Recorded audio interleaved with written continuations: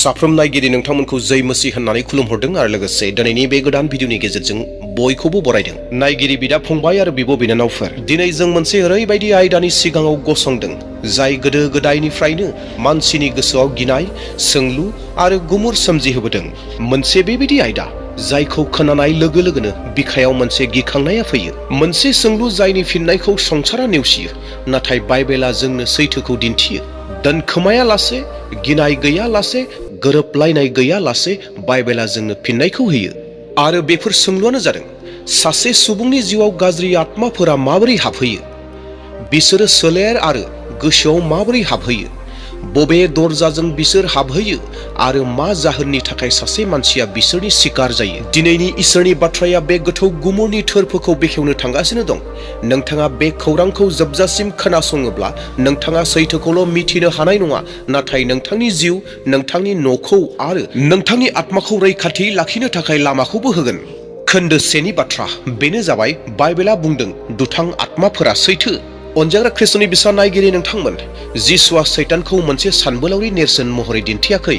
जिसु ख्रिस्ट'आ बिजों थोंजोङैनो रायज्लायदों, बिखौ चेलेन्ज खालामदों आरो फेजेनदों।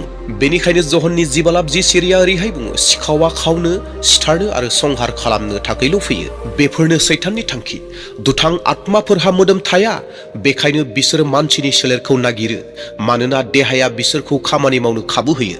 अनजाग्रा नायगिरि इसोरनि बिसाफोर, बाइबेलाव गोबां जायगाफोराव जों नुनो मोनोदि मानसिनि गेजेराव दुथां आत्माफोरहा हाबदोंमोन। जेब्ला जोङो मार्कुसनि 5:1 फरायगोन, बेयाव सासे गेरासिननि मोदायजों हमजानाय सासे सुबुं दङमोन। जों बिनि सोमोन्दै मोजाङै मोनथिनो हायो।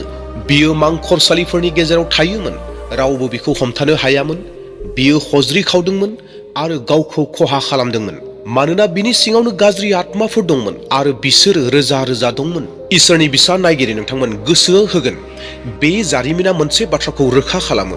दुथां आत्माफोरा अरायबो सोलेरखौ नागिरबाय थायो। बिसोरनो लांदां जायगा लुबैया, बिसोरो थाग्रा खुलि लुबैयो।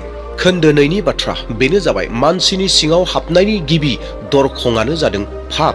जेराव पापआ बाङो, बेयाव दुथां आत्माफोरखौ हांख्रायहरनाय जायो। बेनिखायनो इफिसुसारि 4:27 ओरैहाय बुङो, सैताननो खाबु दाहो। बेनि ओंथिया जादों, सैताननि थाखायबो जायगा होनो हायो, एबा जायगा दं, एबा थाग्रा जायगा गोनांथि। जेब्ला सासे मानसिया खनले खनले पाप खालामो, बे एखे गोरोन्थिखौनो खनले खनले खालामफिनो, खनले खनले एखे गोरोन्थि लामाखौ सायख'यो, बे सुबुङा पापखौल' मावगासिनो दङ बे नङा, नाथाय बियो सैताननि थाखाय दरजाखौ खुलिनानै होगासिनो दङ। नायगिरिफोर, गोसोखांहोफिननो नागिरदों सैताननि थाखाय मा माया दरजाफोर जानो हागौ, आरो बेनि अनगायैबो गोबांफोर दङ। आं नोंथांमोननो केबल मोननैसोल'खौसो गोसोखांहोनो हास्थायदों। बेनो जाहैबाय, जिनाहारिनि पाप, खावनायनि पाप, खिथिर होखारनाय, मुगैनाय, रागा जोंनायनि पाप, निसा जौ फेग्रा मुवा लानायनि पाप, गाज्रि साननाय, मैला लुबैनाय। बेफोर साधारन हुदा नङा, बेफोर जाबाय गाज्रि आत्माफोरनि थाखाय उदां दरजा जायो। मानसिनि जिथु पाप दं, बे पापानो सैताननि हाबनायनि गिबि आरो देरसिन लामा एबा दरजा।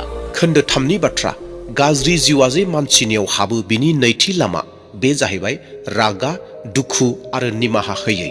माखासे जिउफोरा थुंग्रिजों सोलेराव हाबहैया, नाथाय गोसोनि गेजेरजों। बेनिखायनो बे बिसयाव इफिसुसारि 4:36 ओरैहाय बुङो, गोखा जाज्लायनाय, लुबैनाय, राग जोंनाय, रागजों हज्रि खावनाय एबा निन्दिनाय आरो मगन सानाय, बेफोर गासैखौ गारनानै।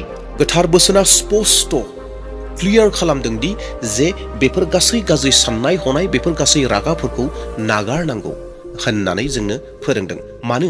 मानोना जेराव निमाहा गैया, जेबो गोजोन गैया, आरो जेराव गोजोन गैया, खोमसिया बारायो एबा साग्लोबो।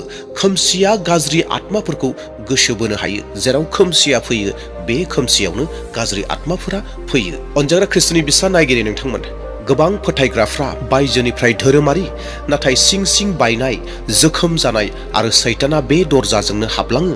खोन्दो 4 नि बाथ्रा बे जाहैबाय थामथि दरजा, गोथारथि गैयै मुवाफोर आरो गुबुंले हाबाफोर।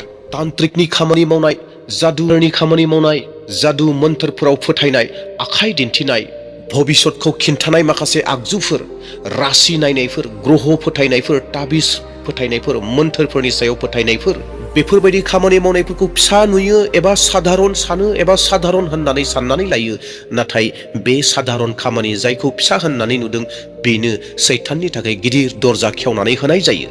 बेनिखायनो हुदा बिजाबनि 18 बालाब 10निफ्राय लानानै 12 सिरिसिम ओरैहाय बुंदों, नोंसोरनि सासेयाबो गावनि बिसाज्ला एबा बिसाजोफोरखौ बुलि सावफुंनो नाङा आरो गोनोखो एबा नायखांग्रा एबा मोन्थोर रायनाय, मुहुनि गोरों, देवदा एबा दौदिनि, दायना एबा गोथैफोरजों सानज्लायग्रा बेफोरबादि मानसि नोंसोरनि गेजेराव दा ओंखारथों। बेबादि मुगै जानाय खामानि मावग्राफोरखौ फोरबोआ हामजाया। बेनिखायनो नोंसोरो जे हादराव हाबफैगोन बे हादरनिफ्राय बेबादि मानसिफोरखौ फोरबोआ हरगोन। जाय मुगैजाथाव खामानिखौ इसोरनि बोसोना फोरमायनानै दोनदों, बुंथिनानै दोनदों, बे बुंथिनानै दोननाया जुदि जोंनि न'आव दङब्ला बियो जोंनि थाखाय मुगैजाथाव, बियो जोंनि थाखाय आशीर्बाद नङा, बियो जोंनि थाखाय सावखौ लाबोयो आरो बियो सैताननि थाखाय दरजाखौ खेवनानै होयो आरो अरायनि थाखाय खोमसिखौ न'खराव, खोमसिखौ जिउआव, खोमसिखौ बेक्तिनियाव लानानै फैयो। खोन्दो 5नि बाथ्रा बेनो जाहैबाय गिख्रंथावसिन सैताननि हाबनाय एबा गाज्रि जिउनि हाबनाय, बे जाहैबाय लाथिख' आरो लोरबां आत्मायाव, जेराव बे बिसयाव लुकासनि 10 बालाब 24निफ्राय 26 सिरिसिम ओरैहाय बुंदों, जेब्ला मोनसे बादुवा जिउआ सासे मानसिनिफ्राय ओंखारलाङो अब्ला बे बुहुता गाव खामिनो थाखाय गोरान हादर गेजेर गेजेर जायगा नागिरबायो आरो मोनथाराब्ला बियो गावखौनो गाव बुङो, आं ओंखारबोनाय न'आव थांफिननोसै आरो थांफिननानै न'खौ सिबस्रांनाय आरो समायना साजायनानै दोननाय नुहैब्ला बियो ओंखारलांनानै गावनिख्रुइ गाज्रिसिन मासनि बादुवा जिउफोरखौ लोगोआव लानानै हाबफैनानै थाफैयो आरो बेनि जुनैनो बे मानसिया सिगांनिख्रुइ गाज्रिसिन जायो।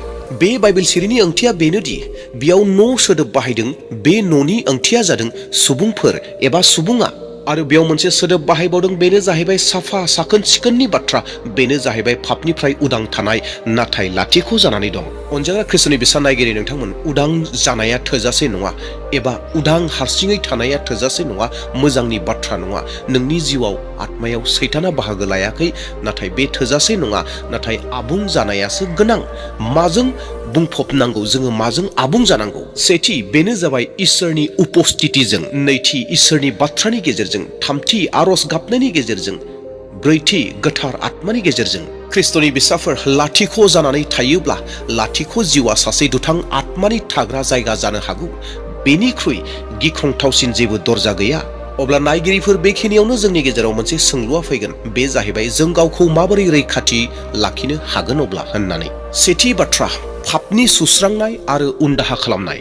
जि पापनि जिनजिरिफोरा नोंथांखौ खाख्रबनानै दोनदों, बै खाख्रबनानै दोननाय जिनज्रिखौ सिफायदो आरो पापखौ सिमान खालामदो एबा जिसु ख्रिस्ट'नियाव सिमान लादो आरो गासै पापनि खामानिफोरखौ नागारजोबदो। बेनिखायनो 1 ज'हननि 1 बालाब 9 सिरिया ओरैहाय बुङो, नाथाय जोङो जोंनि पापफोरखौ इसोरनियाव सिमान लाब्ला बियो गावनि जबानखौ लाखिगोन आरो गाहामखौ मावगोन। बियो जोंनि पापफोरखौ निमाहा होगोन आरो जोंखौ गासै अधर्मियानिफ्राय फोथारगोन। नैथि, इसोरनि बोसोनजों गावखौ आबुं खालाम। अनजाग्रा ख्रिस्ट'नि बिसाफोर, बाइबेला गांसे बिजाबल' नङा, बेयो आत्मानि थाखाय मोनसे कबच एबा जोंनि आत्माखौ रैखाथि होग्रा। बेनिखायनो इब्रायारि 4 बालाब 12 सिरिया ओरैहाय बुङो, इसोरनि बाथ्राया गोथां आरो मावख्रुबग्रा आरो फारनैबो दाहार थानाय थुंग्रिनिख्रुइ गोबौसिन। बियो मानसिनि गोसो इसिङाव हाबहैयो आरो बियो मानसिनि साननाय आरो गोसोनि हास्थायनायखौ मिथियो। थामथि, अरायसम आरज गाबनाय।